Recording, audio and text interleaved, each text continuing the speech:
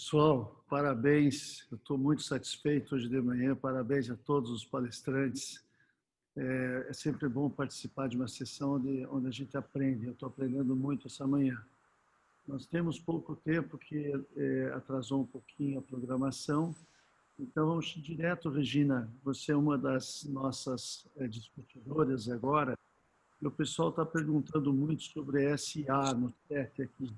Você é uma das pessoas que muda a incisão de acordo com o astigmatismo pré-operatório, ou você é daquele grupo que mantém a sua incisão sempre no mesmo lugar, para ter o astigmatismo do cirurgião sempre no mesmo lugar e usa lente tórica de acordo com isso? Como que é a tua posição em relação à localização da incisão de acordo com o astigmatismo pré-operatório? Hamilton, obrigado. Bruno, Jonathan, sempre um grande prazer, né? Espero aí contribuir por essa reunião maravilhosa. E quando a gente faz um encontro com grandes especialistas, grandes cirurgiões, a gente fica até com medo, né, de cometer alguma gafe. Então, vamos lá. Todos sabem que eu faço catarata e glaucoma, tenho uma paixão enorme e até tenho uma personalidade um pouco arrojada. Então, eu gosto muito de estudar refrativo e catarata para poder melhorar a qualidade de vida do paciente do glaucoma, tá? Então, toda a oportunidade que eu tenho de reduzir o astigmatismo, eu utilizo. Eu utilizo também a premissa de astigmatismo baixo, utilizando o K mais curvo. E quando houver a possibilidade, faço também o implante da lente tórica. Obrigado, Regina. Francisco, quando você tem uma indicação de uma lente monofocal, você é do grupo que você quer astigmatismo zero ou você é do grupo que aceita 0,75 de astigmatismo residual para aumentar um pouquinho a profundidade de foco daquele paciente? Como é que você se comporta em relação aos baixos astigmatismos, Francisco? Olha, bom, primeiramente, bom dia aí a todos. É uma honra estar aqui com tanta gente boa. Acho que eu sempre aprendo mais nessas aulas do que o que eu tenho a acrescentar. Agradecer ao Bruno pelo convite e a estar nessa mesma mesa com você, professor. Eu acho que depende muito do acompanhamento que a gente faz do paciente, né? Se aquele paciente tolera não usar óculos com aquele astigmatismo mais baixo, se ele é um paciente que realmente é totalmente dependente do óculos, né? Por mais que ele tenha um astigmatismo um pouquinho maior, 1,25, se ele não usa óculos o tempo inteiro, às vezes eu tolero deixar um pouquinho de astigmatismo, porque eu sei que vai dar um ganho de profundidade de foco.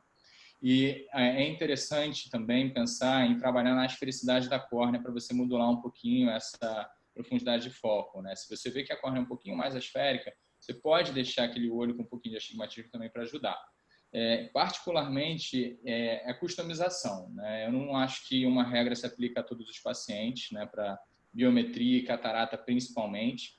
E é uma cirurgia binocular, então você sempre vai adequar o seu planejamento para o segundo olho de acordo com o resultado do primeiro olho, né? Eu não sou adepto de cirurgia simultânea, apesar disso ser uma febre em alguns lugares do mundo, né?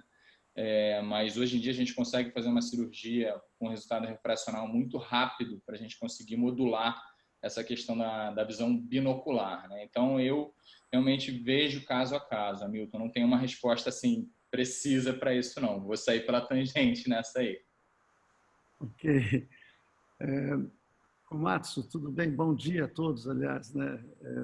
Komatsu, como é que você vê? O Ramon explicou de uma maneira fantástica, de um lado só a catarata, do outro lado o DMEC e no meio uma região limpa, assim, uma dificuldade de indicação. Como é que você vê? O senhor que é um cara da córnea, como é que se vê essa parte? Quando que você tem alguma dica, além da exposição do Ramon, que foi brilhante, Ramon, eu adorei a tua exposição, mas tem alguma dica a mais que você poderia dar para a nossa audiência? Falar assim, olha, quando tem isso, eu gosto de fazer o DMEC junto com a catarata. E quando está assim, eu ainda insisto em fazer só a catarata, apesar de eu saber que talvez daqui a 10 anos vai descompensar. Tem alguma coisa aí que a gente possa ter a mais, além do que o Ramon já falou, nesses casos limbares, esses casos limítrofes? Perfeito, o Ramon foi incisivo, rápido, aula perfeita. A única dica é justamente que você me abriu aqui a porta, a cultura brasileira, você fala em transplante, a pessoa já apavora. E o Ramon, ele comentou em 2 tempos, então muitas vezes eu uso de fazer em 2 tempos justamente para ganhar alguns pontos.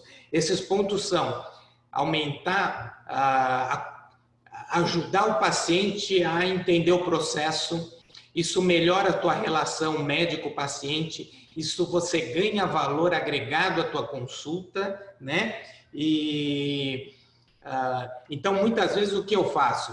Eu falo, olha, o gato subiu em cima do telhado, né? Eu inscrevo o paciente na fila e deixo o tempo ir correndo.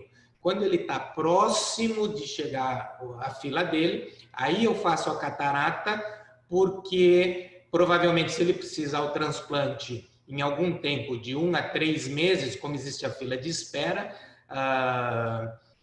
eu consigo essa córnea e rapidamente fazer. Então o paciente se sente acolhido, muitos pacientes gostam muito disso. Há uns casos que não tem jeito, a córnea realmente está completamente descompensada, bolhas, micro, macro bolhas, causador, esse não adianta, esse tem que fazer combinado. Mas essa dica do paciente que está naquele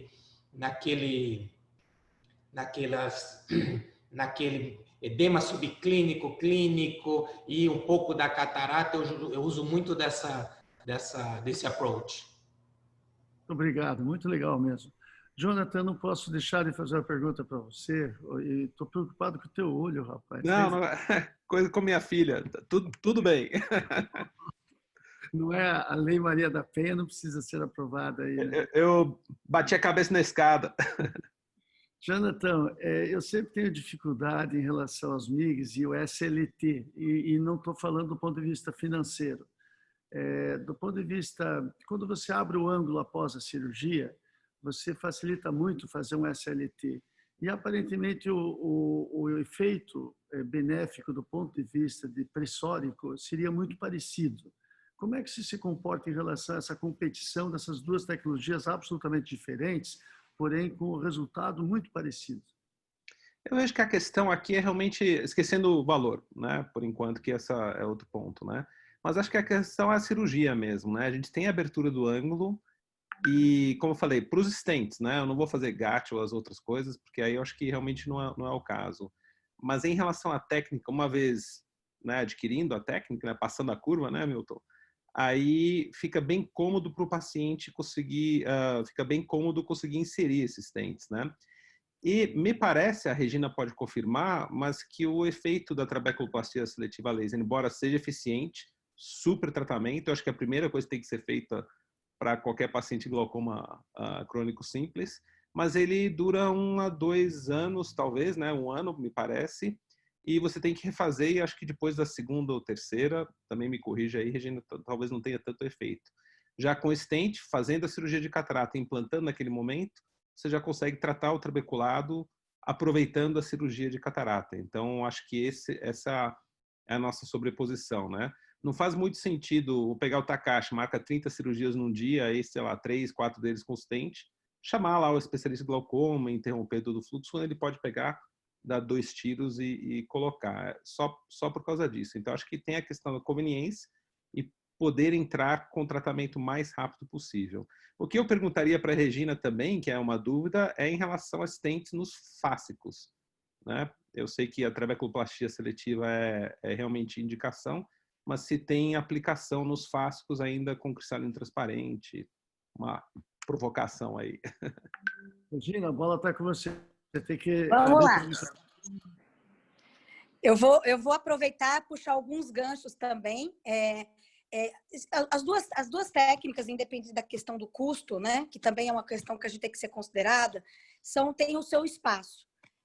Tanto o SLT quanto a stent. Então, como é que eu faço no dia a dia na clínica? Geralmente, o paciente, quando ele usa 1, 2 drogas fásico, eu acabo indicando SLT quando o cristalino está transparente. Aí, no acompanhamento do paciente, quando há observação da catarata, a gente acaba, dependendo da situação, indicando o FA com a stent. Eu acabo fazendo o procedimento combinado também. O SLT tem a indicação,